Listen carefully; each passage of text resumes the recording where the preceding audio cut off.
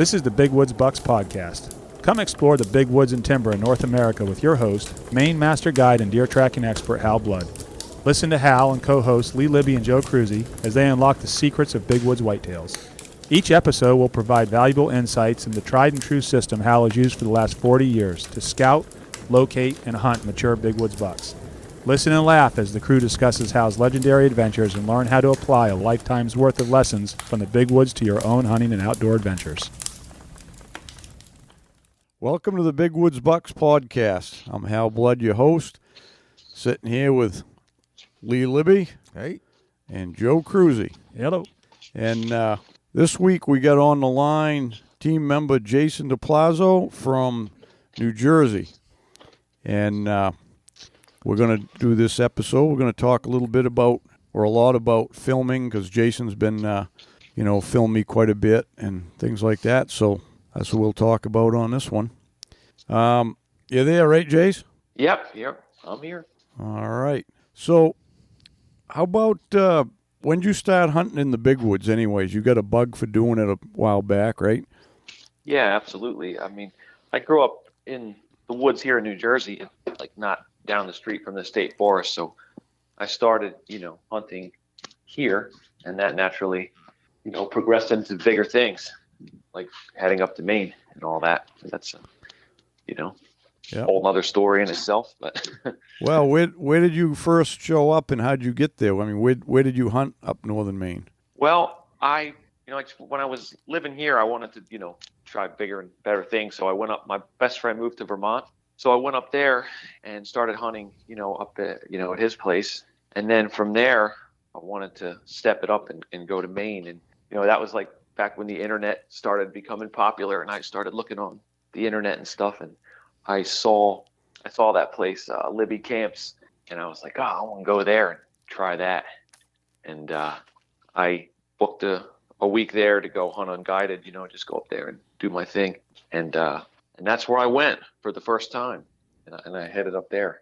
And that actually led into, how I met you, because when when you get up into the North Woods, you realize how vast and, the low deer density, and it kind of overwhelms you, and you're like, oh my God, how am I going to do this? And when I was there, I was like the first night after the first hunt. That's when I got the realization. The first day, I was like, oh man, this is tough. And then I went into the lodge there, and your book was on the shelf, and I said, oh, look at this. So I grabbed the book and I read the whole thing that night. I stayed up late and I read everything. And I was like, crash course, because like I really wanted to succeed. And I actually killed a buck that next day, believe it or not. And I used stuff that, yeah, it was the greatest thing. It was only two bucks killed that week, mine, and one guy got one on the last day. So I was pretty proud.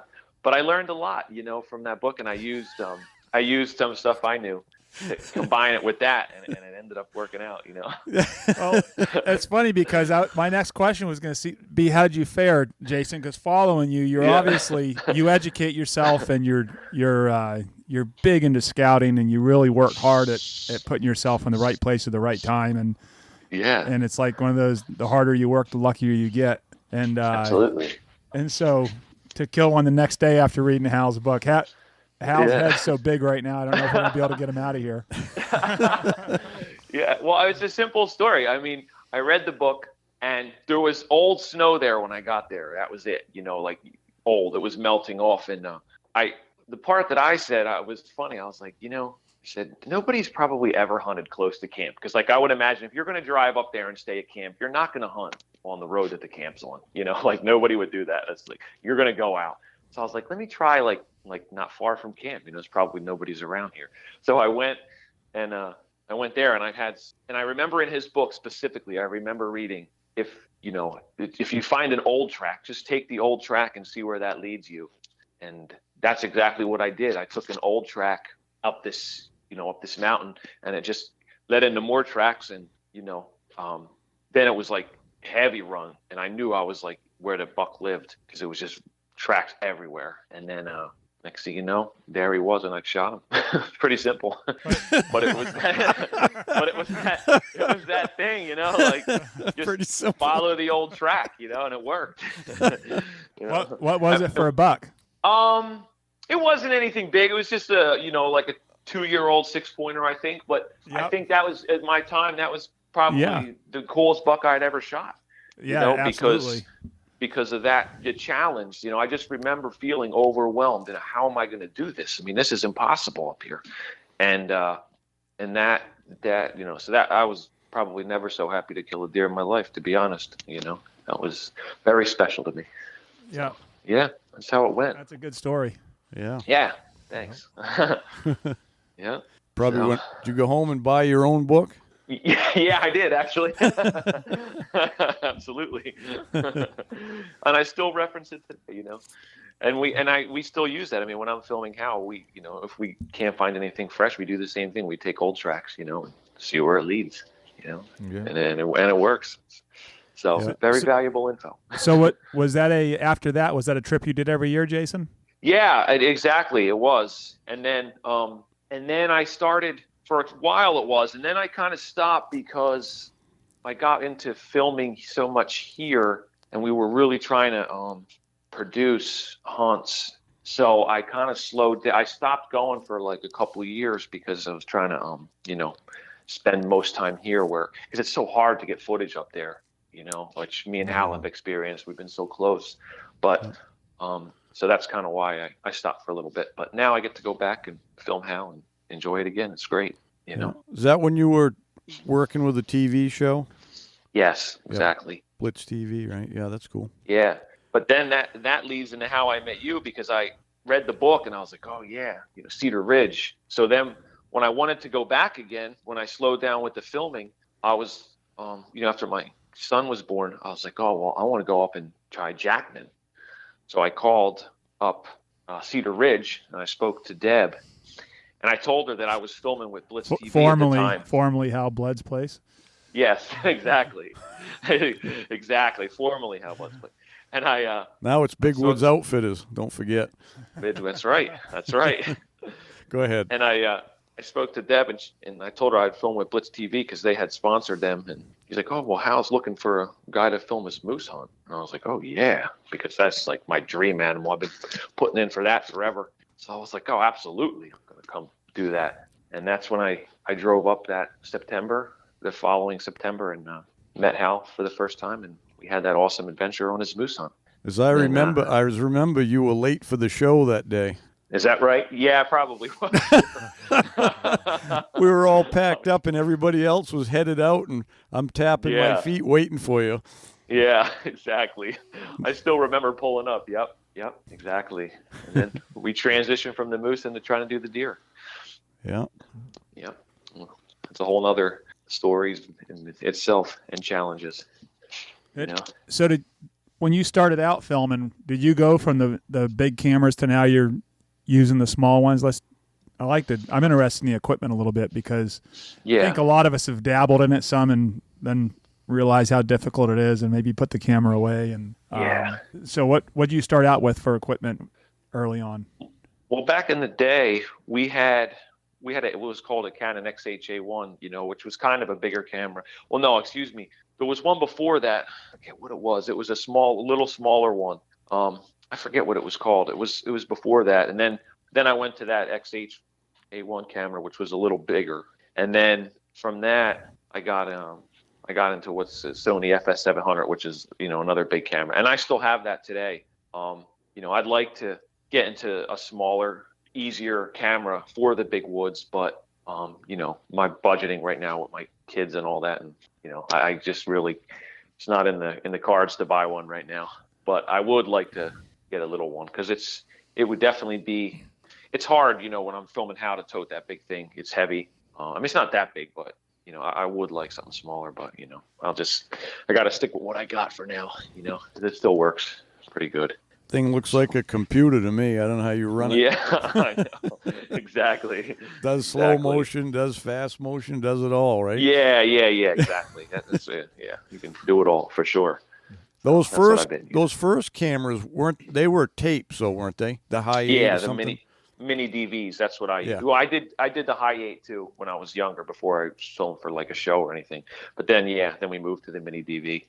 Yeah. Yep. Digital now is better, ain't it? Absolutely. Absolutely. I still have like 10 boxes of those tapes, these tapes, and it's like, can't even do anything with them. It's a shame, you know. I mean, I could get them converted, but it's kind of a hassle. So I remember back, and probably, I don't know if it was the late 90s or early 2000s when the Benoit started filming.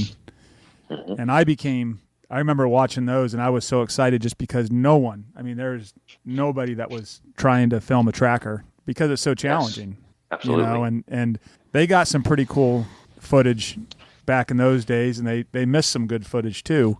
So obviously you've done a lot of filming from, you know, the traditional hunting tree stands and all that, which I'm going to guess is child's play compared to trying to film something in the big woods.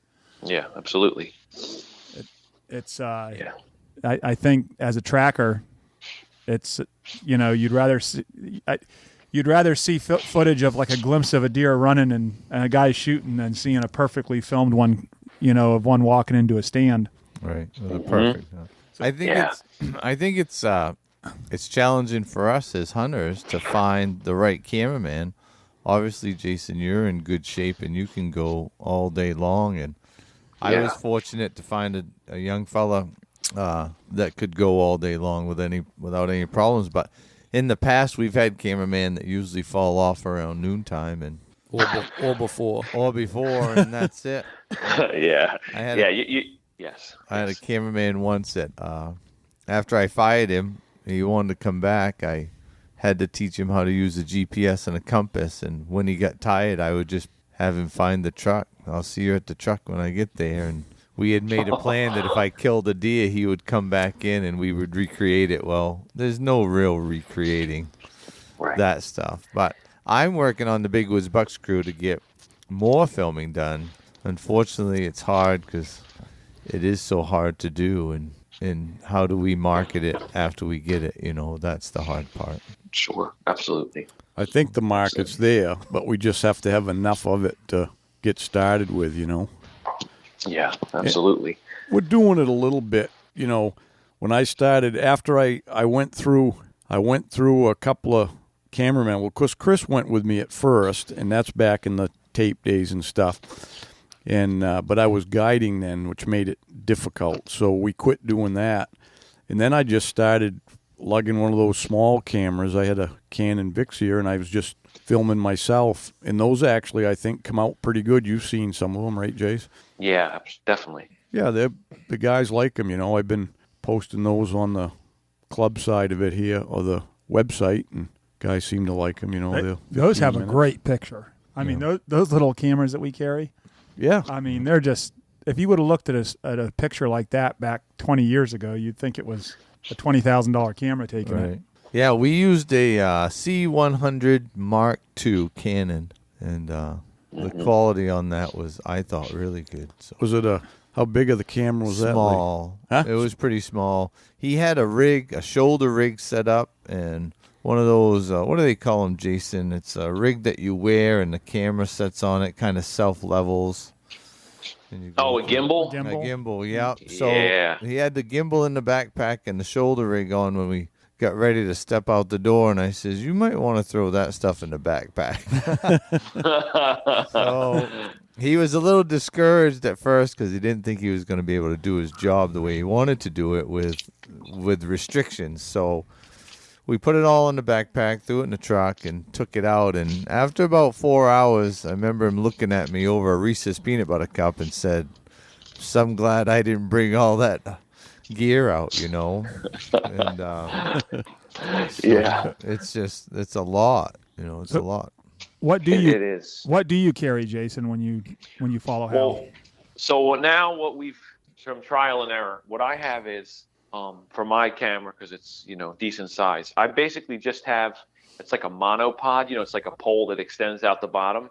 Yep. And I basically carry it on that in the event that it kind of almost balances it like a gimbal because it's long, you know, it's like 3 foot, or you can obviously extend it to longer, but in general, I just carry it like that, and I kind of hold it in my hand and try and just recreate the gimbal. But in the event that we see something, I can just kind of put it down to the ground and have it almost like it's on a tripod, you know. And use it in that manner if we're going to, which is not that likely. But if the opportunity came, we would do that. So that's what I've been doing. Do you use a Primos trigger stick? It's like, I forget what brand it is. It's one of like the camera company's brand, but it's the same thing. It's the same concept. Because for me to try and carry that camera on a shoulder harness with my arms up like that, it would be too much. It would be too much. It wouldn't work, I don't think. Going in and out of the stuff that we go through. The blowdowns and whatever. So that's kind of what I do, and it's also tough because we're trying to go in the snow, and it's you have to worry about the camera getting wet. So that's like another nightmare. So I have this bag for my motocross helmet that I stick that. It's like a soft cover thing, and I usually have that over the camera most of the time. And if we get into some action, obviously it comes off, or it just sits on top of it with like the lens kind of out, because that's the other problem. Trying to keep the equipment safe. It's hard, So many challenges with the big woods filming. We've been so close so many times to getting exactly what we needed. Yeah, especially that first day in the Adirondacks a couple years ago. Yeah. How about tell that story? Yeah, well, that was I remember that. We took that track first thing in the morning, went out across the bog, and then I remember we lost the track in the bog. We were trying to sort that out, and we finally found out where the deer went, and he went out into this island out in the middle of this bog. And I remember in my head, I think I even said at the house, I said, that deer's going to be in there. To me, it looked like the perfect place he was going to go lay. And we went in there, and we went up to the top of the little knob in there, and there was some green growth up on it. And the deer just, we got, I think, 20, 30 yards from it, and it jumped up, and Hal could have shot it easily. And, it jumped up to a full run, but it wasn't even a fast run. It was just bounding, but I had the camera off, and I tried to turn it on, real fast, and it takes that delay to turn it on is the problem. So it didn't turn on fast enough, and Hal didn't shoot. And it was just a learning experience for us. That's from that moment on, I realized that the camera's just going to have to be on the whole time. And I'm going to have to bring a lot of batteries and just keep changing them. And now it even comes to the point where I just leave the camera recording the whole time. And every time we stop, I'll go back and we don't get anything, I'll erase the footage. Because even to just, stop and, push the record button has a hesitation too, even if it's on. So like, that's my thing now. Like the camera's just filming. That's interesting. So how many batteries do you bring? I have like 3 or 4 that I bring, and it usually I think 3 actually. Yeah, 3 will get me through the whole day. It just barely makes it if it's cold, and that's what I do. I just keep it on the whole time because it only takes a split second, for it to happen. I don't want to have that happen again. That was a painful lesson for both of us, weren't it, Jace? Yeah, it was a nice spot. The nice 10-pointer, right? Yeah. The 10-pointer, and he just bounded down off of that knoll, and I'm going. Yeah. Yep. I figured I was going to get at least 3 good pokes at him there.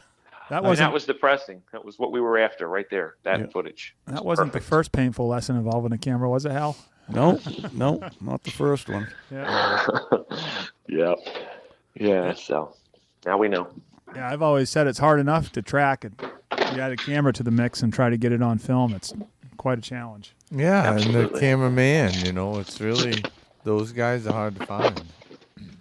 Yeah, exactly. Because you got to be in shape to do that. There's no question. I mean, when I go to the gym quite regularly, but when I get ready to go up there, like I have to start a month or 2 in advance and just do the stair machine and run, because if you're not used to doing that, you can't just go out there and say, I'm gonna go walk up and down mountains for 4 days in a row and not be ready for it, So I think you got to be on board. Important. Yep. Yeah. So, I mean, it's not tiring for me to do it because I'm up all day working, on my feet, but it's just your legs get so sore. I remember the one time, even with training, I couldn't even lift my leg up the one time. I actually had to pick my pant leg up to walk at the end of the day. I think that was that day in New York, actually. It was so bad. I thought like my leg was going to fall off. My muscle was going to rip from the bone. It was that bad. Every step, it felt like I got stuck with a knife. I never forget that. I remember so from that day. Yeah. Well, after we jumped that buck, remember it went in the wrong direction all day. We walked. When we turned around to come back, it was a long walk back. Long walk. I remember that. Fast. We actually were eating. We never stopped to eat. We were eating while we were walking. We ate lunch moving. Remember that? Yeah. It was like, and then we had to make it. Then we see the bear on the way out, remember? Yes, remember that? I told you to shoot him. You're like, I feel like we're on a Saturday Night Live skit. Remember that time this? Yeah. Well, we could have shot the bear. It was a nice bear, come right down through the hardwoods there and stepped out in the road. And I'm like, I don't know. Could have shot it. I had it, you can shoot one with your license. But So Jason, your young legs were hurting the next day. How was a 60-year-old guy's legs the next day? Yeah, I know. Absolutely. Absolutely. I can't imagine trying to keep up with him, in his prime, because that's, I got an age advantage, on him now, which levels us out. But still, it's not easy. It's not easy. You got to be ready for that. So you coming back up this season? Oh, I look to come up every season. It's just what I want to do, and that's the other thing that's kind of been hard with me and Hal is that the snow's so sporadic, and like a couple times he killed one on Thanksgiving, and I couldn't go because my wife would leave me if I left her on Thanksgiving, so I couldn't do that. So of course. I remember he had snow then, and then Halloween. I remember. I think it was this year when he or last year. I forget when it was, but it was a Halloween when I have young kids, So I can't kind of leave for then. And then I think he got his buck then. So it's tough with our schedules, and I try and leave my schedule open so if it arises, I can leave. But it's it's hard sometimes with that. So that's kind of been another issue because it's for me. I'm 8 hours away, so it's hard. If I lived up there, it'd be another story. You're going to someday, ain't you? Yeah, absolutely. Absolutely. I'm coming. Don't worry. I just gotta get to figure out a way, but I'm coming. Yeah. Add some years to my life. So, Jason, I don't think we've actually met yet, but I do follow you on Facebook and some of your other hunting trips there. You're pretty successful down there in your neck of the woods. Yeah. Why don't you talk a little bit about some of the bucks that you've killed the last couple of years? Well, I've killed a lot of them because we have a high bag limit down here. We can kill 6 bucks. So I hunt, basically 6.5 months out of the year. You can hunt till the beginning of September till February 18th. We get 6 tags. So I get to hunt a lot, but I used to hunt a lot. Now my game is different. It has changed because back before I had kids and I was married, I really didn't, I hunted every day and filmed. That's what I did. I would work half, 3/4 a day and then just leave and go hunt. And so I got to spend a lot of time in the past just hunting and learning.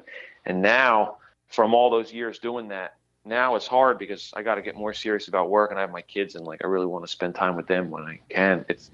So for me now, it's just knowing when to go and, using that time. This year was a perfect example. I think I killed one opening day. I had literally 2 hours invested into the deer, which was really great. And then the next buck I killed was muzzleloader, and that was the next time I hunted. So I was only 2 days invested. And then I had 3 days invested into another one that I shot and didn't recover. And basically I ended up, I only really hunted for about 10 days and I ended up killing, I think 4 or 5 bucks. So it was, I'm just learning, when to go now. It's easier here, because it's not, He's a pretty modest guy, huh, Hal? Yeah. I was kind of referring to the number one. That was 2 years ago, right? Not last year. Yeah, that was 2 years ago. Yeah, that was a deer I spent a lot of time on. That took, I wanted to kill that deer that was my 4th season. And that was a very tricky deer. He had weird habits, and the only reason he was able to get so big is because, when I killed him, it was 8.5, which to get an 8.5 around here in New Jersey, I mean, that's in residential suburbs, that doesn't happen because there's so much pressure and so many guys and there's not much woods left. So, but he had a weird habit.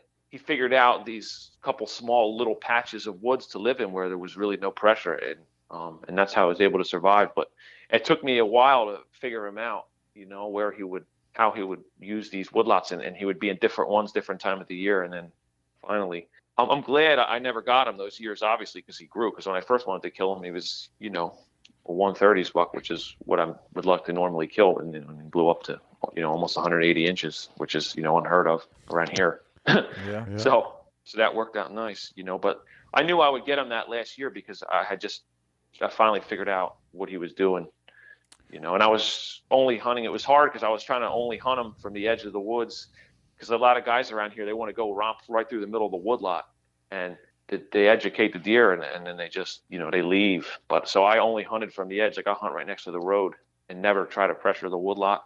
And that's how I think I was able to never spook him out of those. I mean, the woodlots he was living in, you could see right through them. I mean, they're just small patches, like 10 acres or something. They're not big.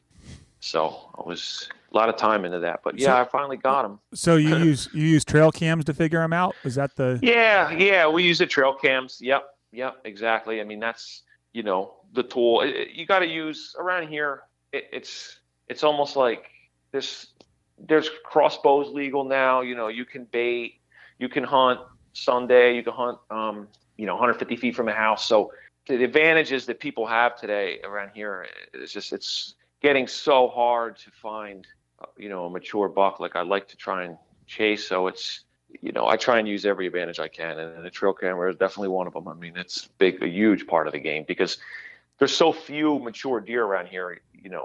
It's not, and I don't have the time to sit in woodlots and hope something comes with my kids anymore. So I'm like, I just use the cameras, and it makes it easy, for me. So not to beat it too much, but I'm really interested in this big buck and that hunt. So talk a little bit about that day and when you killed that deer. Well, I had finally figured out where he was going early season, these two woodlots, and that was the problem with him is he always was changing and moving around, and he would never be consistent. And so I come up with the idea. I had actually shot him the year before, and I put a bad hit on him. I lost my rangefinder, so when I saw him, I guessed at the range it was like 40 yards, and I hit him across the back high. And long story short, he never came into that woodlot again, that small woodlot, after I shot him. And then later in the season, we walked across the street, me and my friend, because I thought I may have killed him. And he jumped up, like it was right at the end of the season, and he might have been over. And he jumped up, and I was like, oh my God, he's alive. And then that same night, I got him on the camera across the street, and that's when I was like, oh, well, all right, I see how that works. So, because I had never got him on the camera again after I shot him. So the next year, I was like, well, I'm going to go, and I'm going to walk in that woodlot across the street a couple days in a row before opening day, and to make sure he came over to my side where I could hunt him. And that's what we did. So the week before the season, I went over there, and I took, a couple minute walk through, and I never saw him, but I'm sure he saw me, or, because you just see deer running, there's a bunch of them.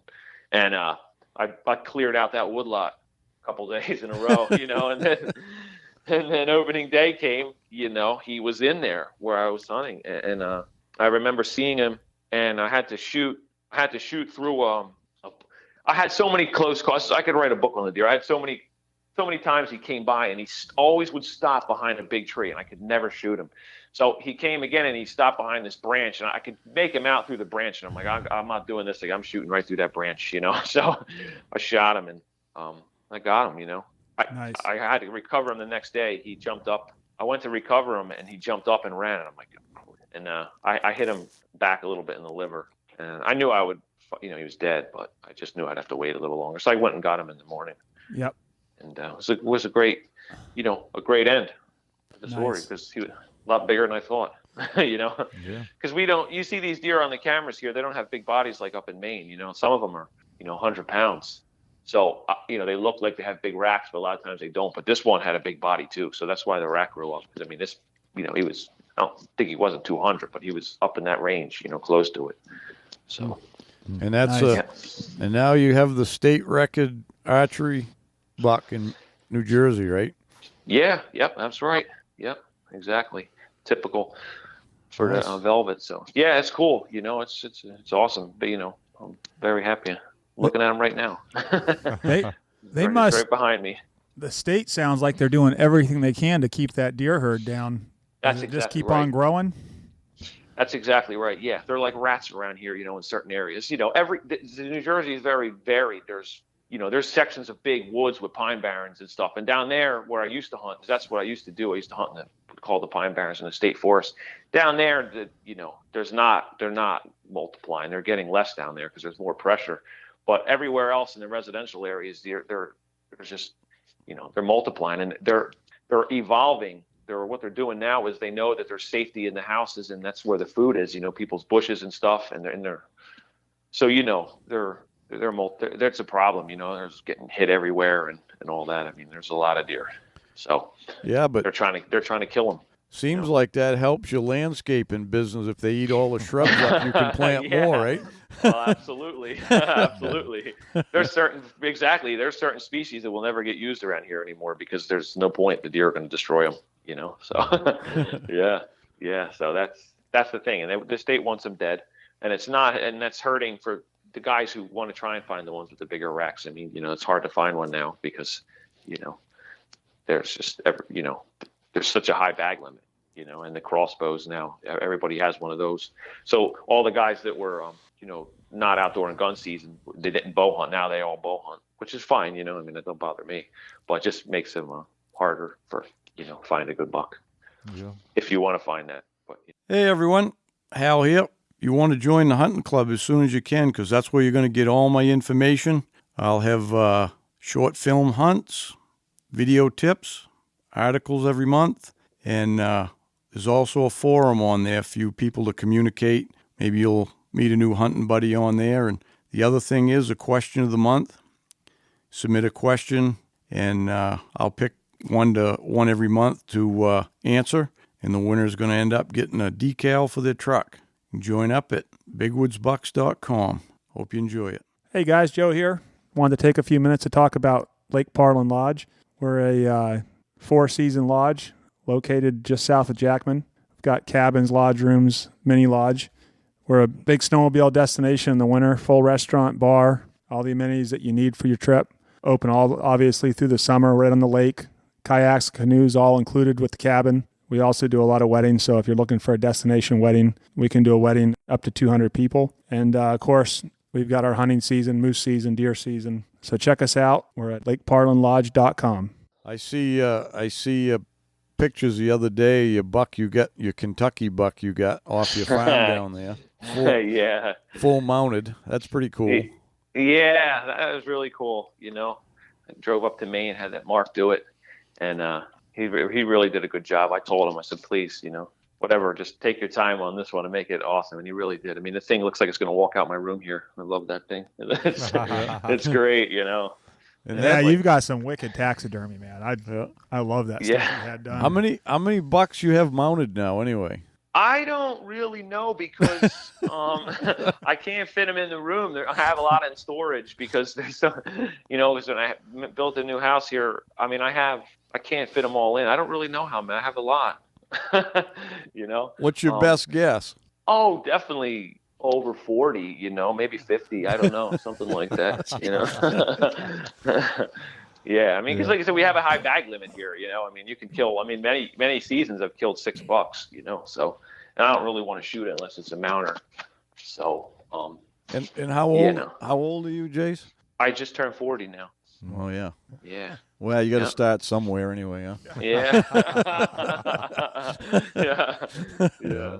So, I mean, I told my wife I'll confine the mounts to my office. So, like, I packed in here as much as I can, and it is what it is. One day, I don't know, I'll build something in the back, maybe like where I can hang them all up, So that's not a bad problem to have, I know. I saw you probably saw the post that Rick put up. Yeah, Labby put up with all of his bucks hanging the other day, and his is the same way. He's got them all in his office, and it's quite a scene with that many heads hanging. Yeah. Yeah, he must have a big office. Not really. They're just from there. He's got a high ceiling, and it's from the ceiling to the floor. Then I mean, it is. Okay. It's covered up. But. Yeah. That's so cool. Yeah. That's really cool. So wasn't that buck you shot at your farm in Kentucky, wasn't that a Boone and Crockett too? Yeah, it was a 173-inch buck. And it was like 240 pounds, which was really cool because,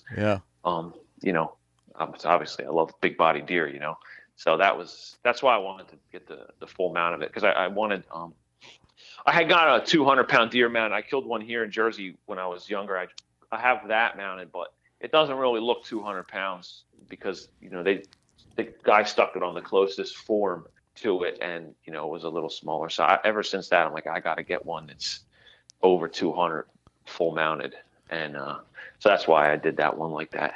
Isn't that almost unheard of, a 240-pound dressed buck in Kentucky? Yeah, I mean, it's not very likely. They usually, my neighbor who's killed a lot of good bucks out there, the neighbor out there, he said they're usually like 170, 180, a good one. So it's not very common. I mean, there's definitely some. I mean, in the area where I'm hunting, which is northeastern there. So, yeah, I mean, the other ones that me and my friends have killed out there, they haven't ever been close to that, So yeah. that was a bonus. I remember when you called me up when you was driving home with it. You stuffed them in the back of your Jetta, Volkswagen Jetta, yeah, and drove to New Jersey. I put the back seat down, and the ass was in the trunk, and the head was literally laying next to me in the passenger seat. And I had a tarp, and I drove with the windows down because I wanted to keep the meat good. I didn't want to turn it. So I drove 8 hours home, like straight through the night with the windows all the way down, and I had like my head, I should have had goggles on. It was so windy in there. Man, I wasn't, going to let the meat go bad. I mean, a lot of grilled meat on that deer, so I was like, because I mean, 8 hours in a warm temperature probably wouldn't be good. I thought so. Yeah, that was torture. I mean, that was torture. I have one crazy friend that works all night long, and he talked to me for like 3 hours and kept me awake. That was pretty helpful. It was an interesting ride going straight through the night. Yeah, it was funny. Could you imagine somebody pull up this deer head laying there in the passenger seat? Oh, it's so funny. Yeah. So, yeah, good times. So, Jason, when you're filming, my cameraman was, it's actually a funny story because he's a pretty liberal-minded guy. He's probably 30 years old. Yeah. And I actually picked him to tell this story about, not just the tracking of the buck, but kind of telling a story about even in the playing field. Yes, I have a gun, but at the same time, we're trying to kill an animal that lives in these woods, and has become old and mature and big for a reason. And so it was kind of a chance that I took on hiring this kid, but at the same time, he was more about telling the story. And the end result actually is getting sent to me today, and so I'll be able to see it. But it's a 15 to 16 minute kind of a documentary style film. And on occasion, we'd be walking through a spot, and he would say, "Hey, stop. We have to get this. I have to get this." And I'm thinking, I got to catch this buck. Yes. Yeah. But at the familiar. But at the same time, I was smart enough to say, you know what? It's about the story. That kill shot's going to be a few seconds. The whole kill might be a minute or a minute and a half of the whole film, but the story is however long, as long as we have this, B-roll. And I can tell you sometimes I was ready to crawl out of my skin, but I'm glad I did it because you guys that are behind that lens every day have a lot different eye than I do. I see a beautiful scene in the woods with some snowflakes fluttering down and a slight breeze, and I think, oh, that's pretty, and I keep right on rolling. You guys look at that and say, whoa, I know what that's going to look like on film. Let's take a minute to get this. So I guess if I was going to give anybody any advice about filming themselves or filming their buddies or whatever, is some of that stuff that we just take for granted because we see so much of. The general public doesn't see that. And you killing that deer is really cool, but the story of how you did it and how you live your life in those woods is more interesting, I think, than anything else. I agree 100%. I mean, that's the allure of it. It's so beautiful. It's just such a, a great place to, walk around. I mean, I agree with you 100%. And that was like, I feel like when I first started filming Hal, I feel like we kind of had the same thing. Like, I feel like there was times when I would almost like want to stop and do something. I think he look at me like I'm crazy, because to try and stop Hal in the woods, he goes. Yeah. He goes. No stopping him. So we definitely, but I think we have a balance now of that because we've done it a bunch of times. So now we kind of know, he gets it and I get it. And I agree. You got to tell the story. Nobody just wants to see the deer killed. They want to know, they want to see the story and know how it went down. So. If they want to watch that, they can just go to the Outdoor Channel, right? Yeah, exactly. And see the kill. Yeah, exactly. Yeah. Not very interesting. Well, no. I look at it as you guys are artists, and your art is just through film, instead of drawing or some other type of art people do. But it's still, to me, it's a real art to have the eye for those certain shots. And I remember driving around with you, Jace, and you'd say, "Hey, bud, can you stop right here for a minute?" And I'm looking around. I'm like, what the heck what did he see? And he's like, oh, just back up. And I'm like, I'm looking in the woods. I think he sees a deer or a moose or something. And it's just the way the light was shining down on something. Yeah. I'm like, really? Yeah. Yeah, exactly. Well, the water flowing in a stream. Or, Yeah. We were 3 days of accumulating B-roll. After 3 days of hunting, I think it was 3 days of hunting, and then 3 days of B-roll, and then probably 4 or 5 hours of voiceover. And I've never repeated myself so many times. Maybe a bar room once or twice, but I'd have to say the same thing over and over. Well, that doesn't have enough emotion in it. Can you say it again? A little bit grittier, And I can't wait to see it. I actually talked to him this morning just a little bit, and we were talking about how we're going to release this to the public. And he says, can we talk about it some more? He says, because I think it's film festival worthy. And for a liberal guy who never would kill a mouse to spend a week with me in the woods and come out with a whole different outlook on what we do, to me was an accomplishment as much as the buck was. That's a great way to. Mm-hmm. Yeah. I agree. That's for sure. Yeah, you got to experience it. It's an awesome thing. Yeah, and that's the perspective is putting 6 days into something for a 15-minute video, right? Yeah, a lot of time.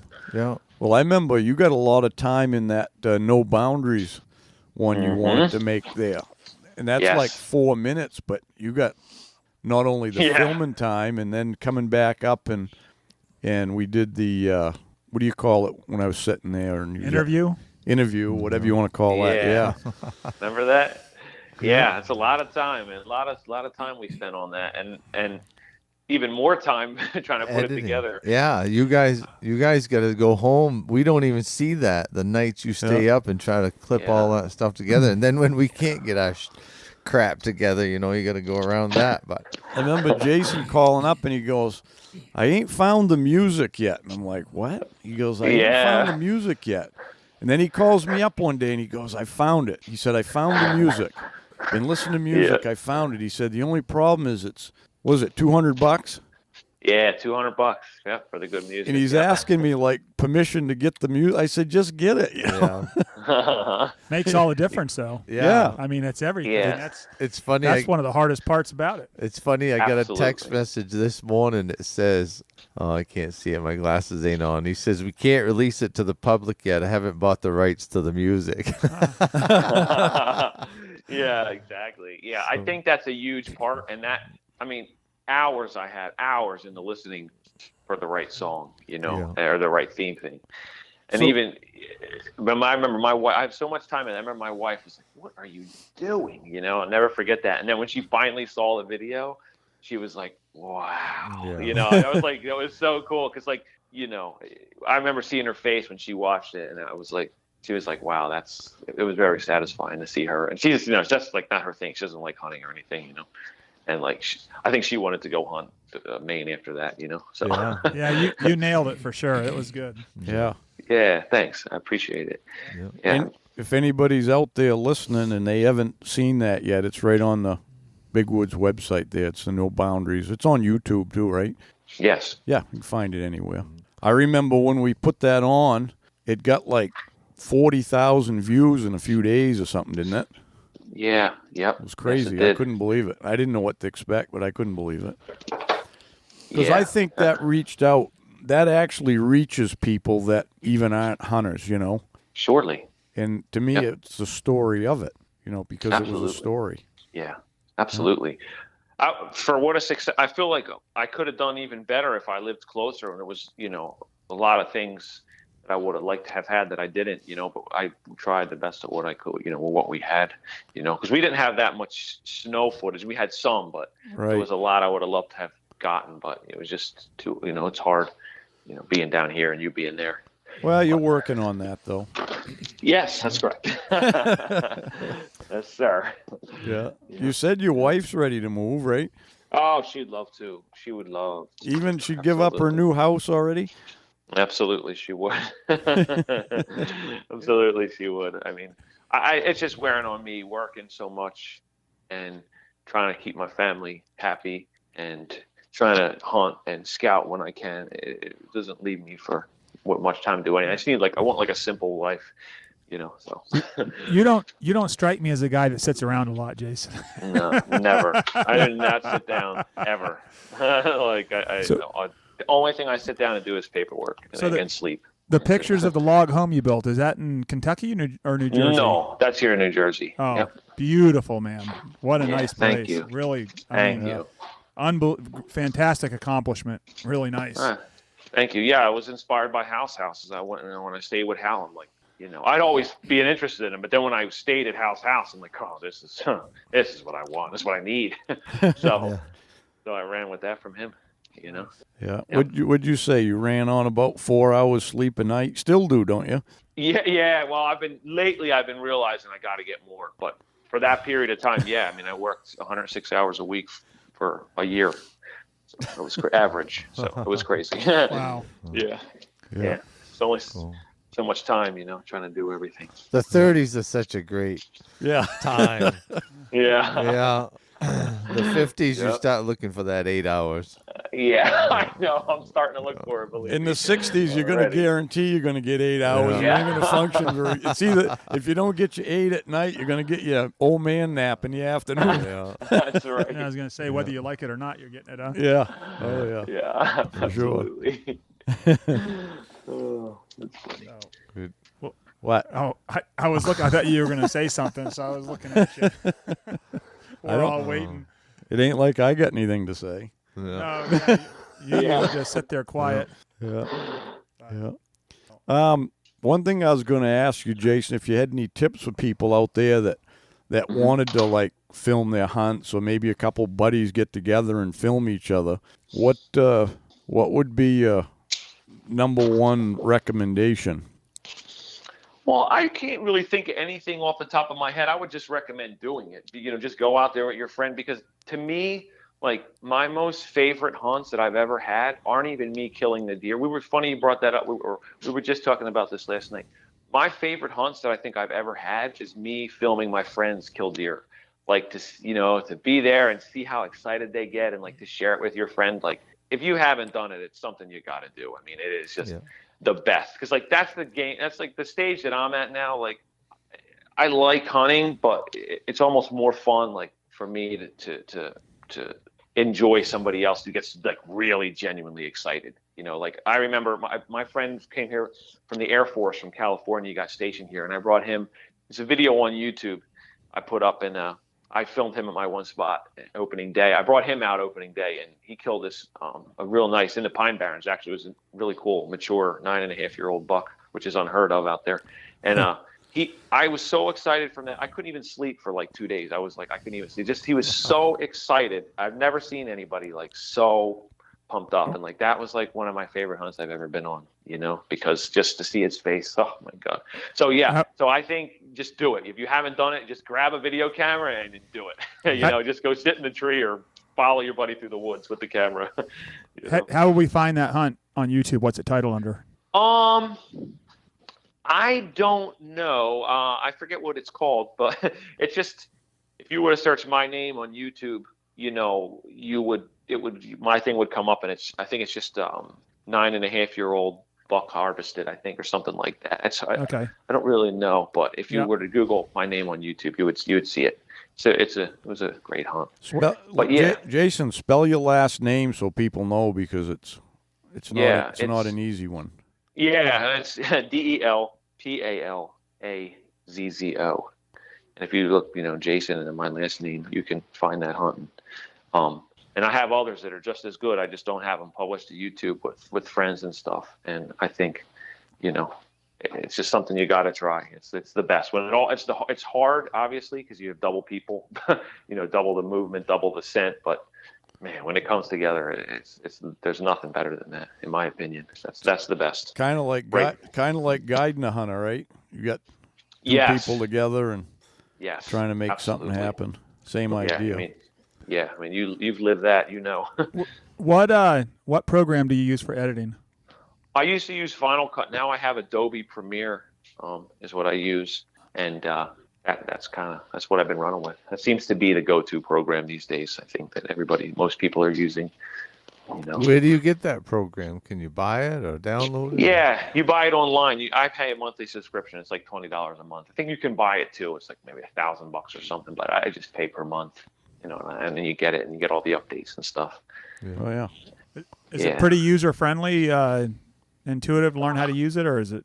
I don't think so. I mean, it's definitely not easy. But see, my advantage was my friend works in editing. He went to college for it and all that. So like, I paid him at first because I know he was busy too. I said, look, I'll pay you if you teach me. So I paid him one time, and we did like 2 hours. He taught me, and I learned it real fast because I had him doing it.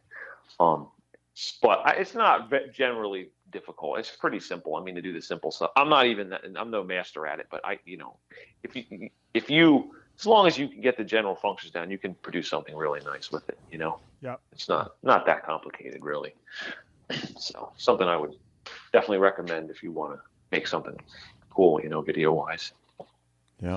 Yeah. Well, I was going to say, when I asked you about, an important thing, or the most important thing, what I learned over the years, because earlier on, Chris grabbed a camera and filmed me and stuff, and then with you and whatever. But what I learned was, don't be afraid to take more footage than you think you need, or film things I always would take things for granted. This is the way I was. I'd look at stuff, and I would always say, didn't think it was a big deal because I would see it all the time.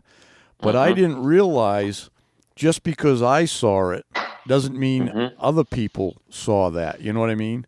Yeah. And I had to, Chris was the one that kind of reined me in on a lot of that. You got to talk about this, you got to talk about that, because a lot of people didn't understand what they were seeing, or if they didn't even see it, the things that happen and the different things that we see in this big woods up here that, quite frankly, even the animals that aren't in most places. Most places don't have moose. Most places don't have, marten and fisher and lynx and any of that stuff we see up here.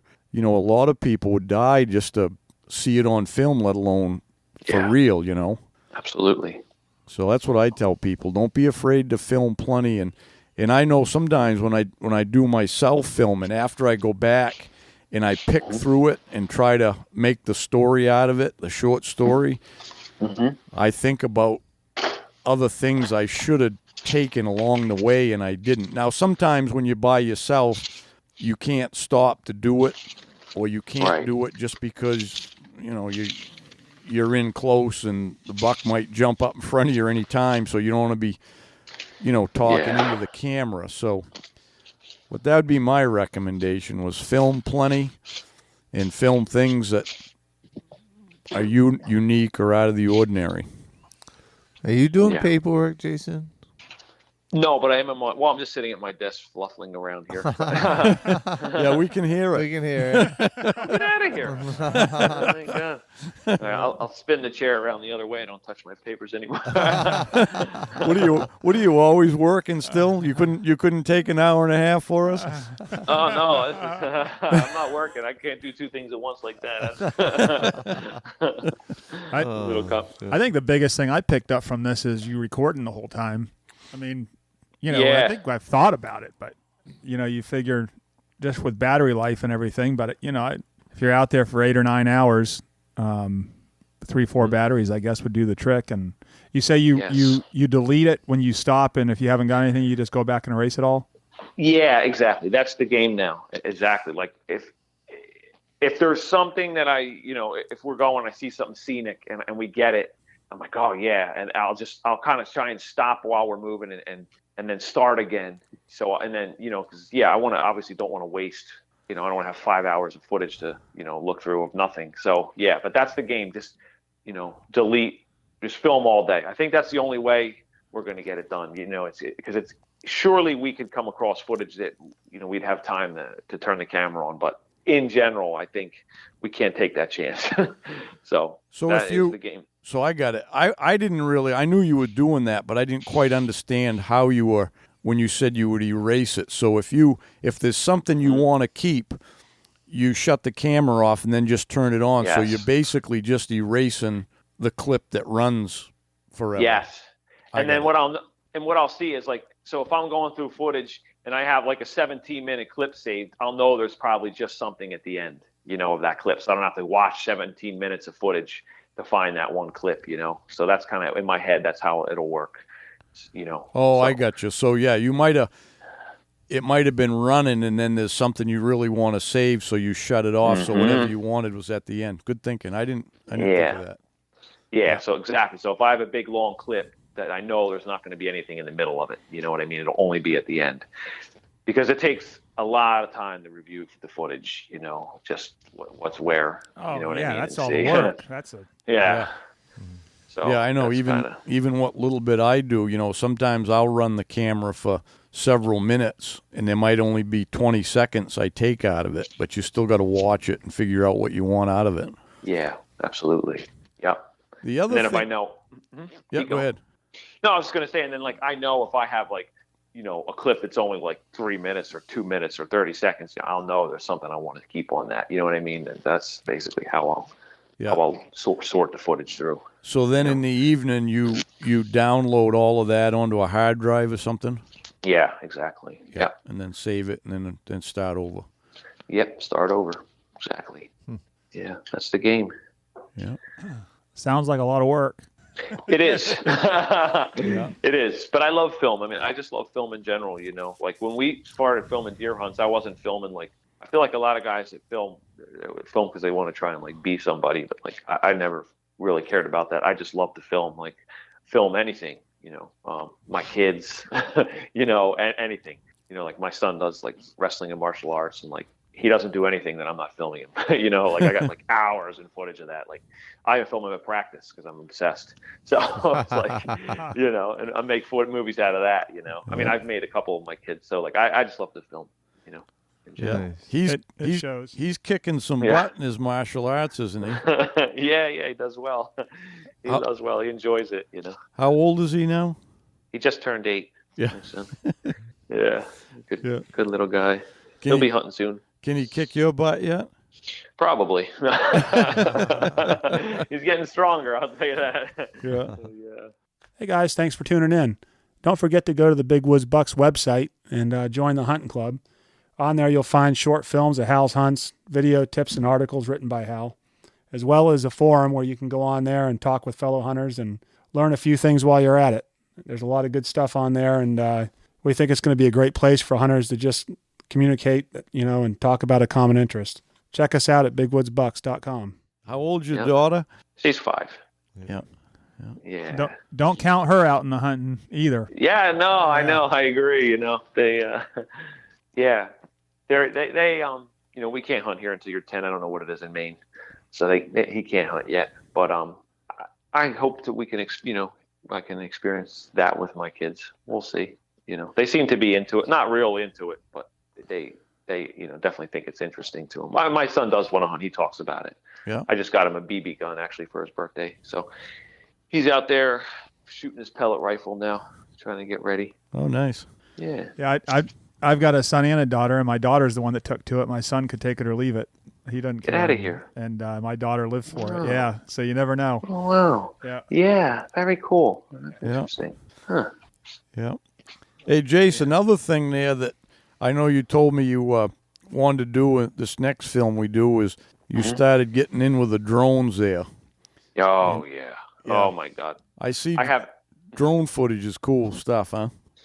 Yes, it really is. And that was when we made that No Boundaries, that was like before drones, that was like right when they started to come out. And that's why I really hoping we can put something together in the future, because I feel like the drone has a lot to offer for the filming. I mean, there's just so many scenic things I have in my head that I want to capture. I look forward to that, to coming up there and using that drone and really spending some time with it, Well, I planned on it. How about you? I carved out a couple weeks. Yeah, yeah. That I'm not guiding.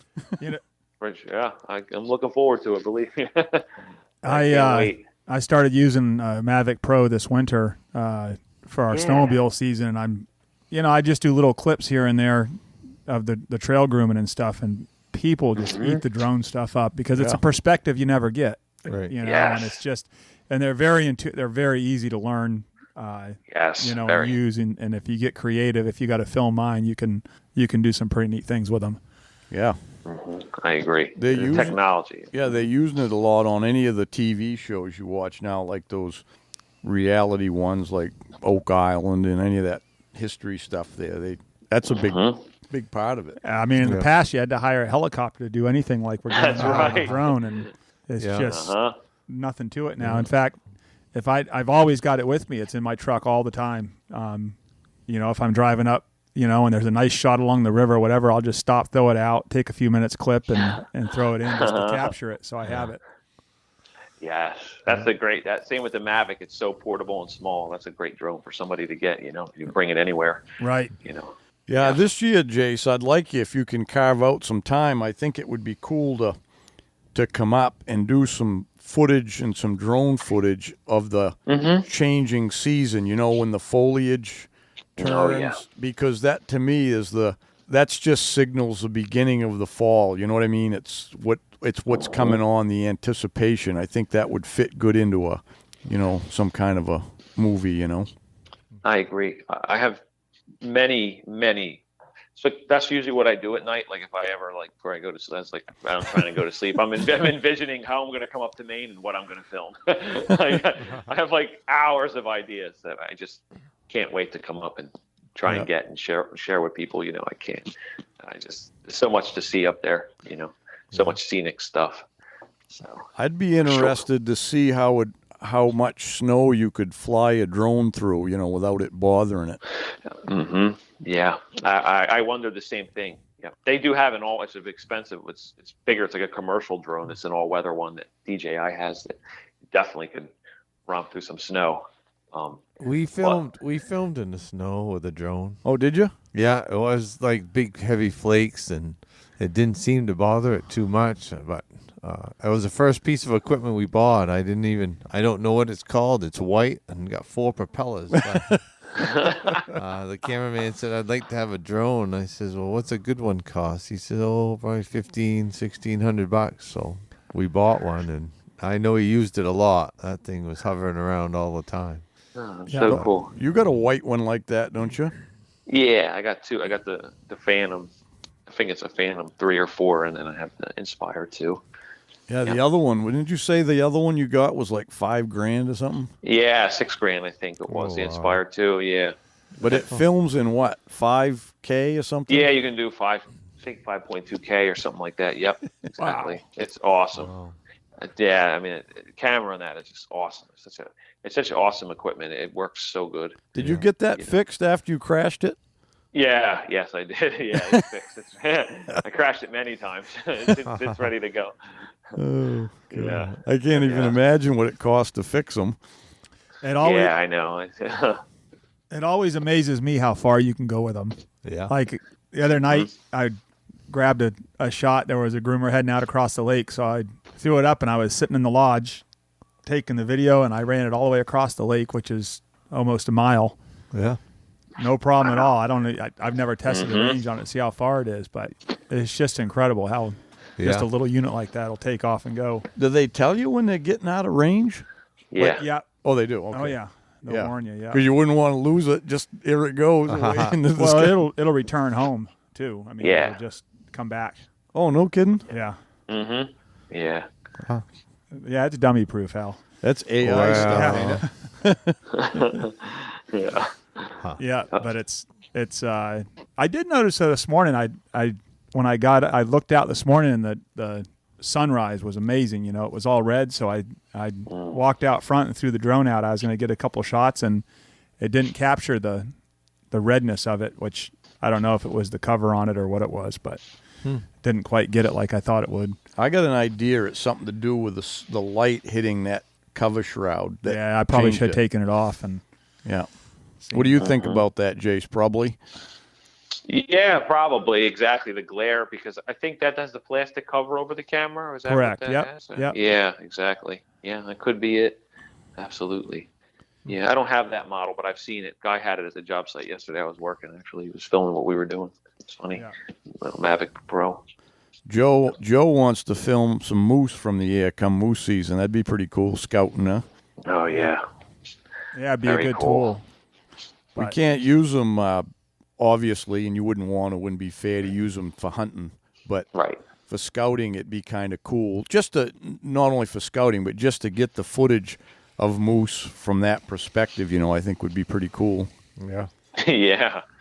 Very cool. Might even see an old buck out in one of them cuts. That would be so great. Biggest buck I've ever seen up here was from an airplane. I was scouting for moose early in the season, before season, and monster buck with about a 12-inch drop tine. We cranked and went right over top of him, and he looked up at us. Just a unbelievable deer, yeah. Probably the one I used to feed. No, well, Yeah, I know. you never right? know. They got a range. I mean, it was 15 miles from there. You never know. Yeah. Yeah. Don't tell Lee where it was, anyways. Yeah. No. I hear he tells. He gives spots up. Yeah. Yeah. Learn from the best. We was picking on Lee a little bit this morning because little information got out. Oh, You know how you tell part of the story, but you never tell the whole story. But in today's world, people figure shit out so quick. And if they don't, they just make it up, and they're usually pretty close. So, anyways, Hal's romping around the world, and somebody kind of picked out where he shot his buck or something, and because you know who got blamed for that. Well, I can't think of the exact. I'm trying to remember what it was, but there was someone told me. I saw someone. Oh yeah, Hal told me about this. It was the spot I was going to. So he's not completely innocent over there. No, Yeah, he's shaking his head right now. But I don't remember that. I've seen him do it at the dinner table. yeah. Where can I find a buck? Oh, geez, over there. Oh my God. Yeah. Anyways, I always figured it was people weren't going to go anyways, no. Well, yeah. I've done that though. I've done that on the public land. I see guys, and I love, you see a guy out there, you usually stop and want to talk, and I've been like, oh yeah, I've seen a good buck over here, thinking that they're going to respect their spots, areas, and then next thing you know, they're like, right on top of you, parking your spot. It's like, oh God, why did I do that? Yeah. It's everywhere, but I don't care, whatever. Yeah. Some people don't realize if you shot a buck there, he ain't there anymore. I know, exactly. Yeah. He's gone. Yeah, exactly. That's the truth. Well, I know what I wanted to ask you, Jace. Have you gone on? Do you go on the hunting club and chime in on any of those forums on there on the hunting club? I have not yet. No, I haven't. Yeah. I haven't really been even aware of that. I should probably do that, but I haven't yet.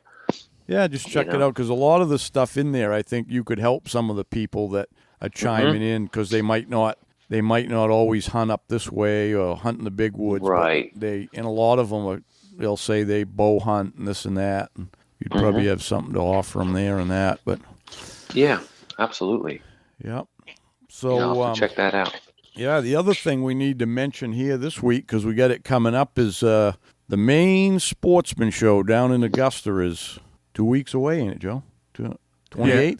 The 28th. So I think it's 2 weeks away. 2 weeks from this weekend. I don't think it's the 28th then. It'd be the 30th. 30th, that weekend. The last weekend of the month, we're going to be down in Augusta. Some of the boys are doing some seminars. We'll have our stuff, all our big wood stuff there in a booth. And that's the weekend Lee's taking over a whitetails banquet. Yep. Don't forget that. Yeah. Lee's filling in for me. I've been doing the New England Whitetails Unlimited banquets, doing a little talk at those, but there was a scheduling conflict on one in New Hampshire, Lebanon, New Hampshire. So all you folks down around that way that are going to whitetails, Lee's going to fill you in on some hot spots, the deer hunt around right where Hal kills them all. I thought you were going to talk about Rangeley a little bit. Yeah, we need more hunters in Rangeley. Yeah. In Rangeley, if there's only 4 vehicles parked there, you'll make number 5 so it's not too crowded, right? Yeah, we have a six truck limit in any one parking spot. Yeah. Oh my God. Crow. Yeah. It probably ain't much different down there, is it? Oh, where I'm at? Yeah. Oh my God, it's so bad. So many people, and there's so much construction around here. So I usually lose a good spot every single, my best spot I usually use every year. I lose to like a house or a development, or it's New Jersey, they're just plowing through everything down here. It's just getting really, really hard to find a good spot. And public land they allow baiting on public land. And that's like, so, and you can leave your tree stands in the woods there. So it's like a war zone, anymore around here. It really is. Everybody's so frustrated around here. Well, that's kind of why, I got a place in Kentucky to try and go and sometimes and get away from it all. And now everybody like around here is like, oh, find me a place. I'm buying, everybody's they're fed up with this. It's so hard and challenging.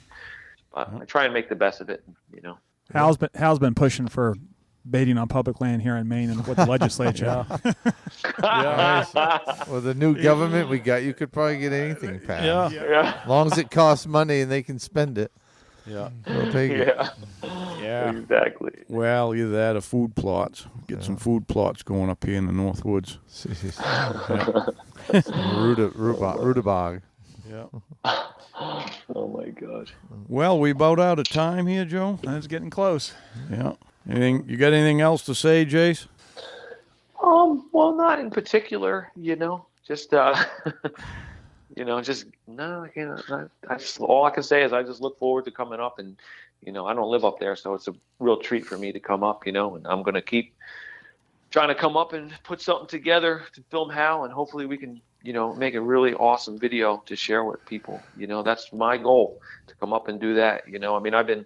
I'd like to come up and hunt, but it's just as fun for me to film Hal. I don't really have to be the shooter. I don't really care. I'd rather probably see him kill one, to be honest with you, than me, and more fun watch him work. I know you probably work like crazy all summer, but if you ever get a couple of days and want to bring the family up, I got a cabin for you here to come stay in. Come visit for a few days. I appreciate that. I would love to do that. I plan on it. I wasn't able to do anything last year with building the house, but I would really love to bring the family up. Why don't you bring them up? We're going to try to do the Big Woods get together earlier this year, like June or something, right? We talked about. Yep. Yeah. Yes. Bring them up for that. I would. I will. Absolutely. I'd love to do that. We'll get the dates nailed down for it. The other thing I was going to say too, Jace, was I didn't pick up on it in the beginning. I picked up on it, but I didn't mention it. So obviously we've been talking about, the Big Woods. You either love it or you hate it, but it's obvious with your first trip, when you went up to Libby's camps, that first trip, you fell in love with it. Absolutely. Yeah. Yeah. You'd have to be. It's what it's all about. You just get out there and for me, especially because around here it's so congested, to get up there and just unwind and just walk, and you never know what you're going to see. It's just a new adventure. Like you said, walking that track and just exploring it. It just, it's what I live for, really. It's just the greatest thing. Yeah. So, just something you got to do. Yeah. You haven't done it. Yeah. Just read a book before you head up, right? Yeah, exactly. Get that book and read it for real. Actually, what's kind of funny is that my first book has been sold out for a long time, and we just sold out of the second book. So my project I'm working on this winter is I'm combining the two books, and it'll come out as one book this year, so people can basically get that information from the first book, all that basic information. So that's great. They should. It's huge help. Yeah. Huge help. I mean, I probably, I don't know if I would have got anything had I not read that, because that one tip, about the old track, I mean, I just remember it's like ingrained in my head, Yeah. It worked. Mm-hmm. So, yeah, good stuff. Good. Yep. Well, guys, you got anything else? No, I don't think. One thing that sticks with me that Jason said earlier is that a lot of people film just to make a name for themselves, but I think most of us, when we film, is to share it. Yeah. I don't care about Absolutely. me. I know there's a lot of people out there that are working and struggling to make it and raising families and don't have the time to go. And I'm fortunate that I'm at the age where I do have the time to go, and just trying to bring that to them and get them through those years until they can do it. I did hear, though, that you insist that your name is on the marquee. Yeah. When we go to the film festival. Yeah, exactly. Yeah. Red carpet yeah. affair and everything. Uh-huh. Yeah. He's been there once. Been there once, yeah. Gonna have a plaid carpet affair. Yeah, we went down to New York City for the big debut of a movie that was written about my life in a sense. And it was a lot of fun. Yep. Yeah. Well, all right. I guess we'll wrap it up. Appreciate you being on, Jace, and sharing your wealth of knowledge about filming, and a pleasure. Looking forward to hopefully seeing you this summer, but in the fall for sure, right? Oh yeah, for sure. We're gonna keep working at it. Absolutely. Hey, thanks for tuning in. Till next time, good luck on the trail.